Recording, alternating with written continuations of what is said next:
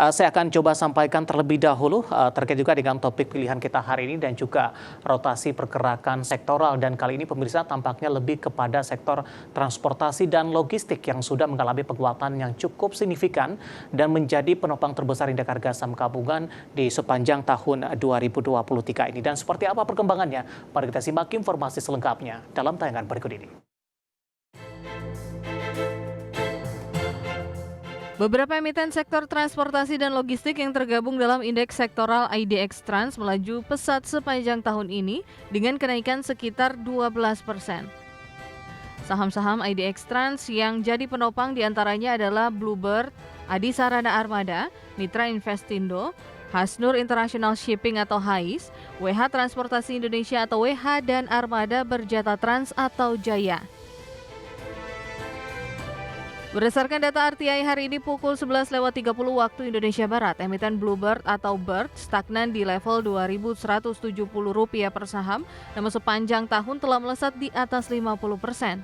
Adi Sarana Armada atau ASSA naik 0,5% ke posisi Rp1.050 per saham, di mana sepanjang tahun sudah naik 30%, dan Mitra Investindo atau MITI siang ini turun 0,93%, namun menguat 150% sepanjang tahun.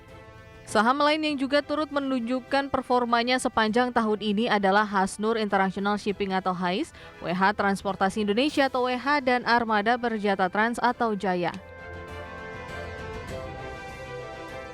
Alasan kinerja indeks transportasi dan logistik melesat diduga dikarenakan mobilitas masyarakat yang kembali normal setelah pandemi dan diikuti pertumbuhan kinerja emiten di semester 1 2023. Secara mayoritas, saham di dalam IDX Trans yang mencatatkan kenaikan signifikan berhasil mencatatkan pertumbuhan kinerja. Misalnya saham PT Bluebird Tbk mencatatkan kinerja apik dengan laba bersih sebesar Rp259,45 miliar pada semester 1 2023 atau naik 77,48% secara year on year. Pendapatan Bluebird juga melesat 35,13% year on year menjadi Rp2,09 triliun. Sejumlah pengamat menilai prospek IDX Trans ke depannya akan kian meningkat karena mobilitas masyarakat kembali normal ditambah momentum menjelang pemilu.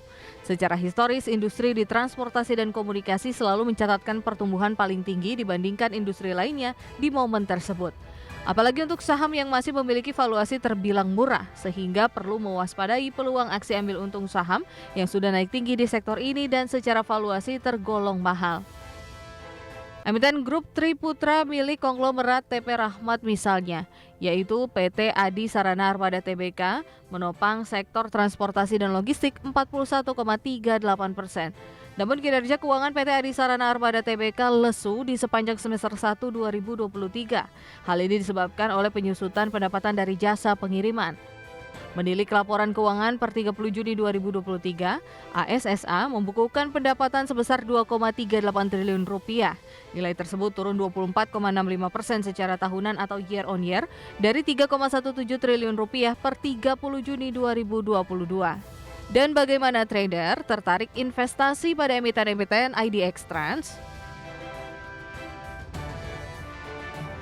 Ya, topik pilihan yang berhasil dihimpun oleh tim redaksi kami, sektor transportasi dan logistik memang sudah mengalami penguatan di sepanjang tahun 2023 dan sering mengisi dari memimpin penguatan dari sisi sektoral, terutama dari pasca pandemi, mobilitas yang juga sudah mulai mengalami peningkatan.